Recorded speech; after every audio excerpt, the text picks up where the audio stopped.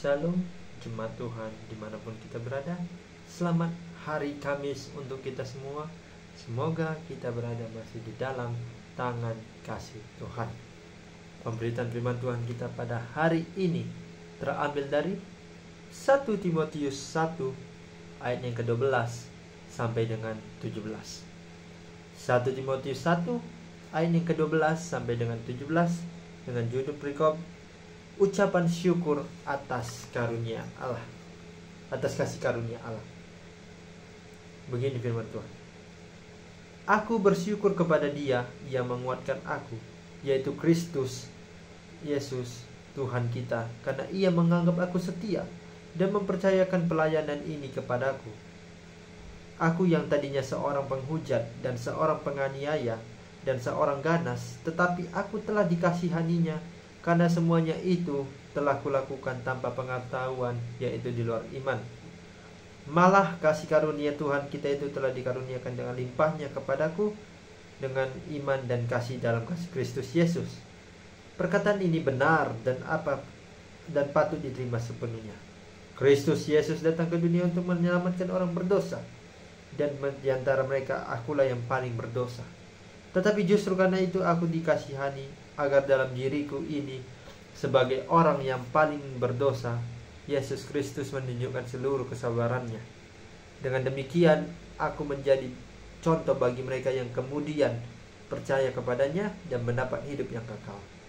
Hormat dan kemuliaan sampai selama-lamanya bagi Raja segala zaman, Allah yang kekal, yang tak nampak, yang esa. Amin. Sejauh ini pemberitaan firman Tuhan, berbahagialah orang yang mau mendengarkan dan mempraktekkan firman ini dalam kehidupannya sehari-hari. Haleluya. Sekali lagi shalom untuk kita semua dan selamat hari Kamis untuk kita semua. Tema pada pemberitaan firman Tuhan kita pada hari ini adalah mengucap syukurlah atas kasih karunia Allah. Sekali lagi, mengucap syukurlah atas kasih karunia Allah. Saudara yang terkasih di dalam nama Tuhan Yesus, sebelum kita menjauh atau meneliti atau membedah isi firman Tuhan kita pada hari ini, saya mempunyai ilustrasi yang mungkin bisa menyadarkan Bapak Ibu Saudara yang terkasih di dalam nama Tuhan. Ilustrasinya begini. Ada seorang pemuda, begitu. Seorang pemuda ini dia berprofesi sebagai dulunya itu adalah seorang penjahat. Nah, apa saja tugasnya? Ya, kita tahu bahwasanya tugas penjahat kan kita tahu adalah mencuri, menyogok atau mencopet dompet orang, mencuri dan segala macamnya begitu, menjamret dan segala macamnya. Nah, sebut saja kita bilang pemuda ini bernama yaitu adalah Dono begitu. Nah, Dono ini adalah anak yang sangat jahat. Dia tidak mau mendengarkan orang tuanya. Dia hanya mementingkan diri sendirinya. Dia tidak percaya akan Tuhan dan lebih percaya kepada untuk melakukan yang namanya kejahatan. Nah, pada suatu ketika Dono ini melakukan aksi bejatnya itu, bukan aksinya itu dengan cara mencuri. Nah, ketika dia berada di depan, dia melihat ke depan, wah, ada santapan enak nih. Tasnya itu ada berada di sebelah kanan gitu. Padahal kan kalau kita semestinya sebagai manusia, kalau sebagai khususnya untuk bagi kamu perempuan, berhati-hatilah dalam memegang tas. Jangan kalau kamu berada di jalan raya begitu, atau jalan gang kecil itu, taruhlah tas kamu itu di sebelah kiri. Karena kalau kamu taruh di pegangan kamu di sebelah kanan, otomatis kita tidak tahu orang bakalan menyamret tas kamu itu. Nah, ketika Dono melihat bahwasanya ada tangan seseorang itu tas tersebut berada di tangan, Dono dengan sigapnya dia tidak menggunakan kendaraan bermotor atau segala macam, dia hanya berjalan begitu. Nah, dia langsung mengambil tas tersebut dan lari ke tempat yang sepi untuk merampas semua isi yang ada di dalam. Otomatis kan orang yang dijamret itu kan pasti otomatis tolong, ada jambret, maling begitu. Nah, ketika Dono sudah berlari jauh, para warga kan mendengar bahwasanya ada seseorang yang dijamret, mereka langsung mengejar. Nah, tetapi di sini Dono padahal di sini Dono sudah bersembunyi dengan baik, tetapi karena dia mengeluarkan suara dan ketika dia memijak kayu, keberadaannya dia itu diketahui. Nah, para warga kan langsung tahu, wah ini pencurinya. Apa yang kau pakai? Mana tasnya? Sini. Kau pencuri. Kamu mencuri lagi. Kamu mencuri apa nih? Tas. Oke. Dipukul habis-habisan sehingga sampai ketika itu juga para warga bilang, jangan, gak usah sampai bawa belur. Kita harus bawa dia ke kantor polisi. Bahwasanya dia telah melakukan kejahatan di sini. Nah, ketika mereka membawa dia ke polisi, sebelumnya tas yang telah dijamret itu sudah dikembalikan para warga kepada pemiliknya, begitu. Nah, ketika itu polisi langsung bertanya kepada Dono, apa yang kamu lakukan ini? Kamu melakukan kejahatan, ya kan? Nah, Dono sempat melawan. Dono sempat bilang begini, iya Pak, saya melakukan kejahatan ini untuk memuaskan atau memenuhi kebutuhan saya sehari-hari. Jadi kalau saya tidak menjamret atau melakukan kejahatan, hidup saya saya tidak bisa hidup, begitu. Nah, ketika dia berkata demikian, polisi itu langsung bilang, jadi Dono, atas kejahatan atau perbuatan yang kamu lakukan ini, kamu terpaksa harus di penjara, begitu. Kamu terkena pasal tentang mencuri dan hukumnya harus dipenjara selama 5 bulan, begitu. Ini kan kita tidak tahu ya kan, karena kan kalau mencuri kan pasti lama, tetapi di sini kita ibaratkan si Dono di penjara selama 5 bulan. Nah, ketika Dono di dalam penjara, dia di hari pertama itu langsung ditanyai oleh para orang-orang di dalam. Dibilang mereka, apa yang kamu perbuat sehingga kamu masuk dalam penjara? Dijawab Dono, gini bang, aku mencuri tas gitu, dan sehingga aku ditahan atau dikurung dalam penjara ini selama 5 bulan, begitu. Alah, kamu ini masih muda loh, jangan contoh seperti kami yang sudah berumur ini, yang rata-rata yang di dalam satu sel dengan Dono itu rata-rata dengan 30-an, sedangkan Dono itu masih berumur 20-an, begitu. Nah, untung saja si Dono tidak dipukuli habis-habisan oleh karena perbuatannya yang jahat. Nah, hari demi hari Dono semakin memikirkan hidupnya, bagaimana, masih lama nih aku keluar dari penjara, begitu. Nah, ketika itu Dono langsung berpikir bahwasanya apa yang telah aku perbuat itu adalah jahat. Mungkin apakah kalau aku berbalik kepada Tuhan, apakah Tuhan mau mengampuni aku, begitu. Nah, seketika itu pada malam hari ketika mereka sudah pada tidur di dalam penjara, Dono berdoa kepada Tuhan. Dono berdoa begini, Tuhan, Dono sudah berdosa, Dono sudah melakukan kejahatan. Apakah Dono bisa kembali kepada Tuhan? Dono ingin kembali menjadi orang yang baik saja Tuhan. Dono berjanji Dono tidak akan melakukan kejahatan lagi setelah dari keluar penjara ini. Tuhan yang memegang, Dono akan berjanji bahwasanya setelah keluar dari penjara ini Dono tidak akan melakukan kejahatan lagi Tuhan. Nah, lambat laun Dono terus berdoa, memuji nama Tuhan dan mengakui kesalahannya, dan pada akhirnya ketika bulan kelima dan masa tahanannya sudah habis, Dono keluar dan dia langsung pulang ke rumah. Nah, tapi sebelum itu kan orang tua Dono kan marah, kesal gitu, sedih karena Dono di penjara 5 bulan. Nah, ketika mendengar kabar bahwasanya Dono sudah dilepaskan, sudah keluar dari penjara, orang tuanya senang. Orang tuanya berpesan, nah, kamu jangan lagi melakukan dosa ya. Kami tidak mau kami melihat kamu masuk penjara lagi. Ingat nak, kamu itu harus kembali kepada Tuhan. Kamu harus berubah. Jangan lagi melakukan dosa. Jangan lagi kamu melawan orang tua. Walaupun hidup kita seperti ini, hidup kita tidak berkecukupan, tetapi seenggaknya kamu itu tidak melakukan kejahatan, begitu. Nah, semenjak dari itu setelah apa yang telah dilakukan Dono sudah berubah dan sudah bertobat. Dono mendengarkan orang tuanya, dia mau bekerja dengan halal, tidak mencuri lagi, dan sebagainya. Nah, dari ilustrasi ini kan bisa kita gambarkan bahwasannya Dono itu adalah dulu orang yang jahat, sekarang sudah baik dan sukses, dan juga bekerja dengan baik di usianya yang sekarang ini. Nah, Bapak Ibu Saudara yang terkasih di dalam nama Tuhan Yesus, kitab 1 Timotius ini ditulis oleh Paulus yang ditujukan kepada pemimpin gereja di Efesus, yaitu yang bernama Timotius. Paulus pada firman-Nya itu dalam 1 Timotius 1 ayat 12 sampai 17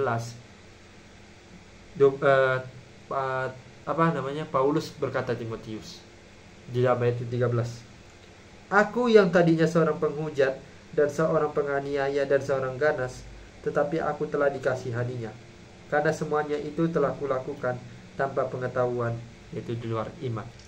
Nah, dalam ayat yang ke-13 ini Paulus mengucap syukur kepada Tuhan. Paulus bercerita kepada Timotius bahwasanya, kamu jangan seperti aku. Kamu kan orangnya pemimpin gereja di Efesus ini. Jadi aku berpesan kepada kamu, memang aku dulunya adalah mantan penjahat, tetapi Tuhan, ketika aku berbalik kepada Tuhan, Tuhan masih mengasihani aku supaya aku, dan Tuhan menjawab doaku sehingga Tuhan menjadikan aku sebagai Rasul Paulus, sebagai Rasul untuk memberitakan Injil kepada seluruh dunia, begitu. Nah, jadi Paulus dalam ceritanya dia berkata bahwasanya dia tidak awalnya dulu dia itu adalah seorang penjahat, dia itu orangnya penganiaya, perampok dan segala macamnya, tetapi ketika dia berbalik kepada Tuhan, Tuhan menjawab doanya. Tuhan justru menjadikan dia sebagai seorang rasul yang untuk memberitakan firman Tuhan.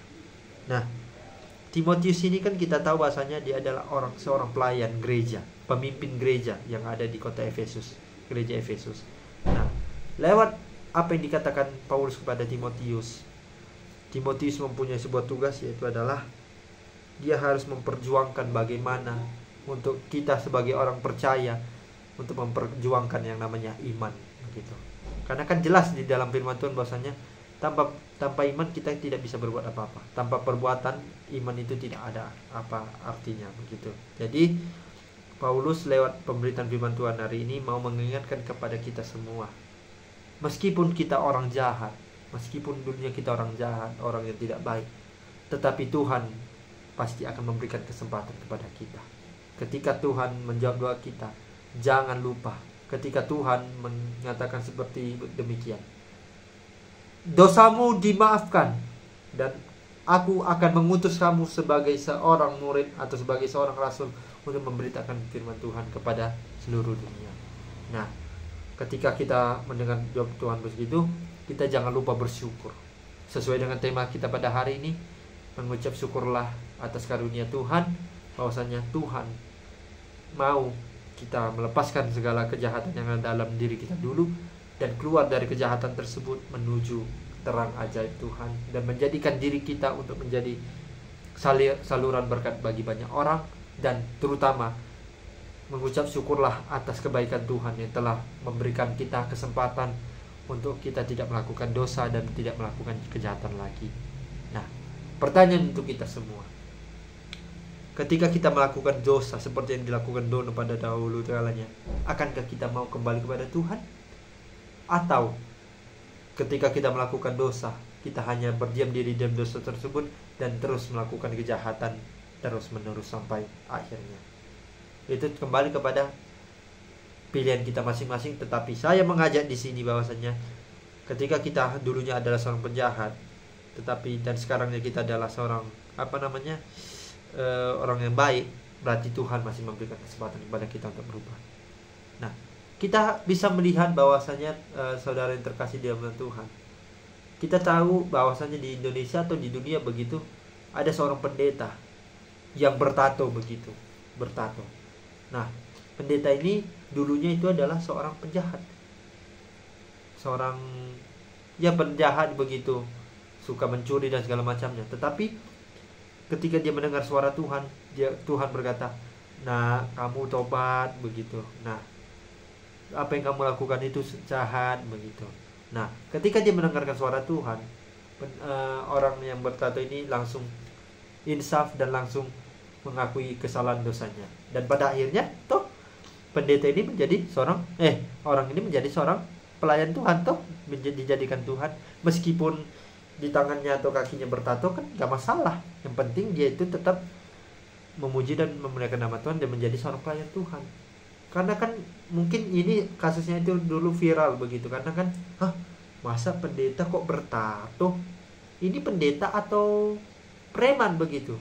Karena kan di hadapan orang-orang kan kalau banyak ada seseorang yang bertato begitu, pasti kan preman, kalau nggak preman penjahat begitu. Tetapi ini tidak, dia langsung bercerita kepada orang tersebut, memang dulunya saya adalah orang yang jahat, memang saya penuh dengan tato, tetapi saya sudah disadarkan oleh Tuhan bahwasanya saya menyadarkan diri saya untuk supaya bertobat, dan sekarang ini saya menjadi seorang pendeta begitu.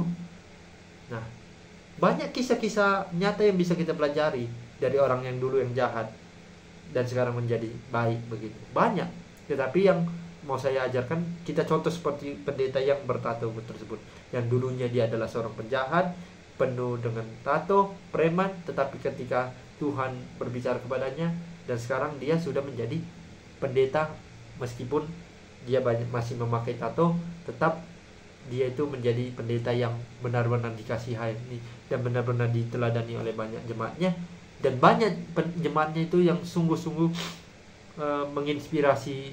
terinspirasi dari kisah hidupnya tersebut.